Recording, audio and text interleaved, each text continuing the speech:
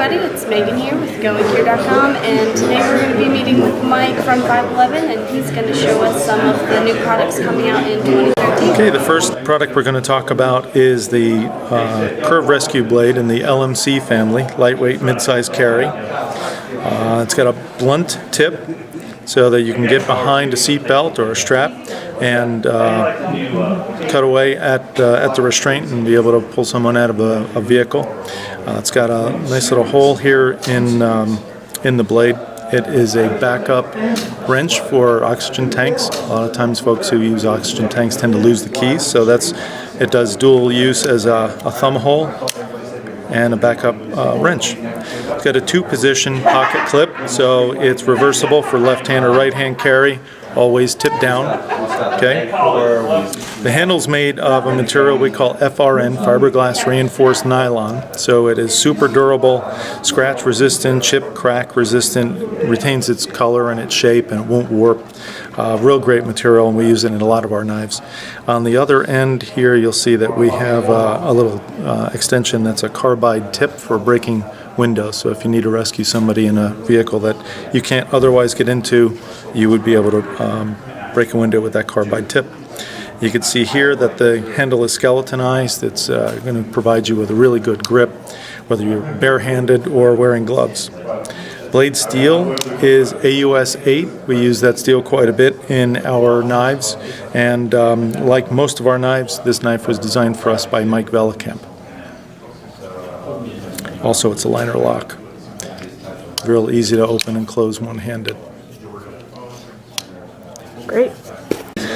This knife is our new BTC folder, Born to Cut. And that's born with an E on the end, kind of a play on words. We have fun when we can with product names. So this is part of our, what we call Little Big Knife series. So this is a family of knives that all retails at about $30. You can see approximately it's just under a 3-inch blade, but even with somebody who's got fairly good sized hands, there's a very comfortable grip on it, and that's a consistent feature with all of our knives. We use this little cutout here or choil, and that way you can actually get a little bit more grip on it even with a bigger hand. If you have a smaller hand, you don't even need to use that necessarily. This is a new blade for us. It's a combination blade, Tonto recurve. So it's a real good piercing blade and a very good cutting blade. 2-position pocket clip. So like with the rest of the knives in the family, tip down, but left hand, right hand carry. Skeletonized handle, and this handle is made of FRN, fiberglass reinforced nylon. It's black, as you can see. We have an elliptical hole here for the thumb hole, and it's obviously ambidextrous. Liner lock construction, so easy to open and close one-handed. Very convenient and easy to slip back in your pocket. AUS 8 blade steel with a black oxide finish. Obviously a little bit more tactical looking. And there we go. That's the BTC. This knife is 511's LDE, Last Ditch Effort. So this is a nifty little sort of abbreviated Tonto that we've got, kind of a stylized design. Tontos for us are the most popular blade shape and pretty much across the board in tactical knives. Tonto remains after years a very, very popular style.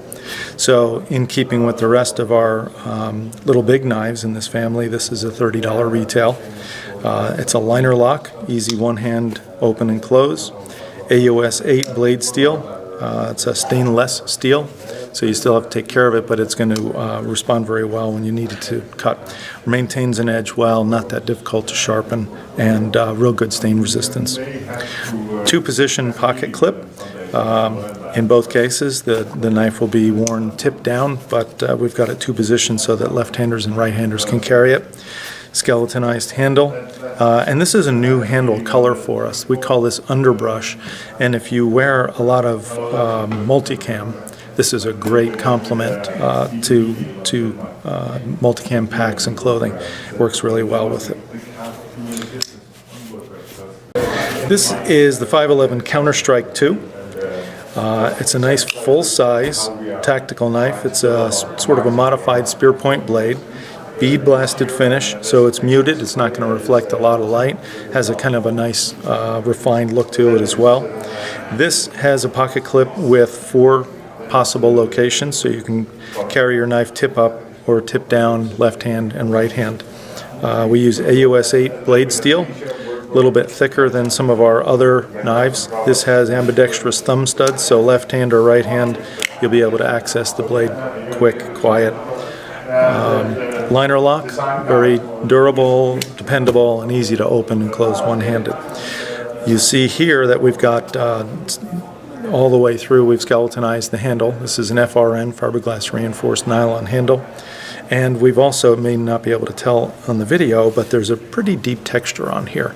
So in this case, as with most of our knives, we've got a real positive grip. So whether you're carrying it, using it barehanded or with our gloves, you still have a great opportunity to have a real nice grip on it and maintain control over it at all times. This is part of a family, the CS series. This is the CS2, CS for Counter-Strike. There's also a CS1, which is a combo edge tanto that comes in black. And there's also the third knife in the family is sort of a bayonet type blade with a false back edge. And that's the CS3.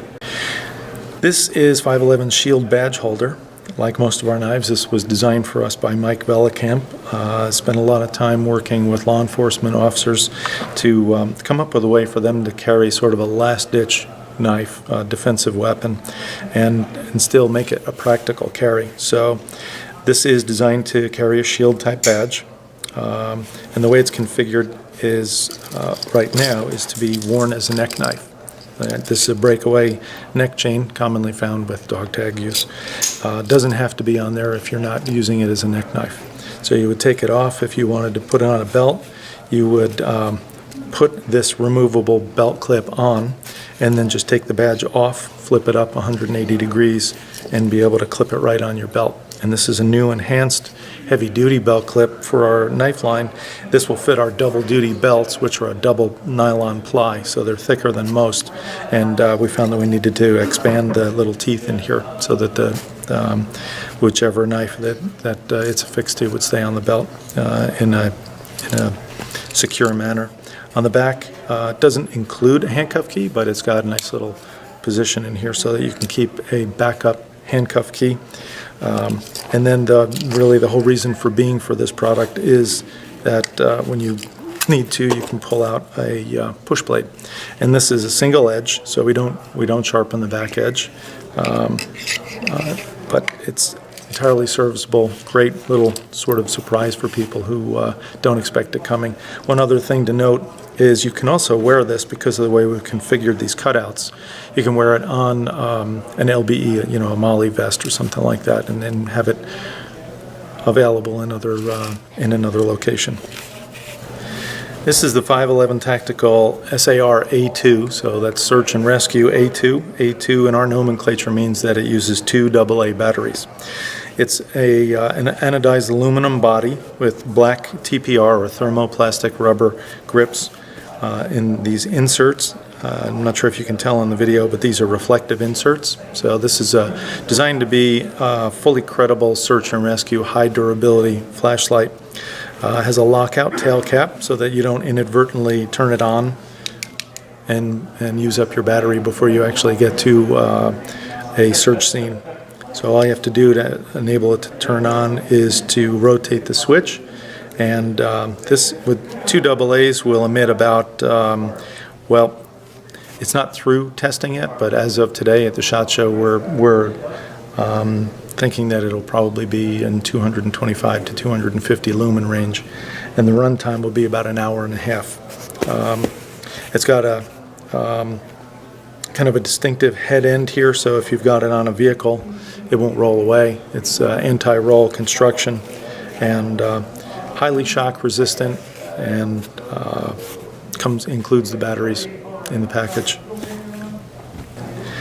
This is the 511 Tactical SAR A6, so it's a search and rescue flashlight. SAR uses 6 AA batteries that are included.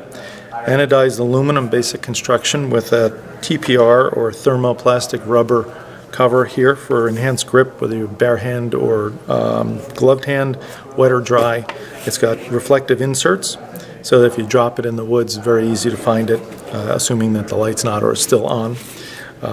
It's got a shoulder switch and lockout tail cap, so that you don't have to worry about inadvertently turning it on and using up your batteries. The output on this is going to be in the 450 lumen range. It's still in ANSI testing, and we'll know for sure probably about 3 weeks or so after the SHOT Show. And then today we're estimating that the runtime on the single high output will be in the neighborhood of 3 to 5 hours. So it's fully credible search and rescue light, super durable. It's got a rubber reinforced bezel end, and just a great all-around Super Duty flashlight. This is the new 511 Tactical SAR H3 headlamp. So in this case, H3 means that it uses 3 AA batteries that come with it. They fit nicely in this case. There's a little LED battery charge status indicator. Green means good. Up at the front end, you've got 2 different light options. You have floodlights from LEDs on the sides, and you've got high and low outputs. And then you've also got a center LED with the same functionality, high, low, and off. And you can also run them at the same time. You can interchange high and low however you like. The total output with all the LEDs on is going to be in the neighborhood of about 250 lumens, and runtime is going to be about 8 hours. We estimate 8 hours right now. Hopefully that's a little conservative. It's also got a rotating head. It'll rotate through 90 degrees, so if you're doing close work and you just need the floods on, it's very easy to facilitate that. You see here we have an aluminum heatsink. When we're driving the lights this hard, there's a tendency to build up heat, so you want to be able to release that heat, hence aluminum heat sink. The switches are highly water resistant. You wouldn't really want to go swimming with this, but if you get caught out in the rain, not going to be a problem. We use some reflective border thread in the strap because even the searcher sometimes can get lost, and it'll make it easier to find somebody who's wearing it. And then on the inside, we've got these 2 tracks of a nice tacky material that whether you're a bald person or you're wearing a helmet, this will help keep the headlamp in place. The battery pack is removable, and you can take that off and replace it with a nickel metal hydride kit, which will give you the same performance, but it's rechargeable. So you'll get about 500 charge cycles out of this. So if you're a steady user, it's a much more cost-effective way to go with this flashlight. So this is the H3, and it has sort of a bigger family member here called the H6. This light uses 6 AA batteries, has a considerably higher output, about a 450 lumen output with about a 9-hour run time. Has the same head configuration, same switch modality, bottom switches for the floods, and high and low and off, and the top switch is for the spots. And then, of course, you can run them concurrently. And this has the same configuration where you can release this from the back. And here we go. Which way are we going?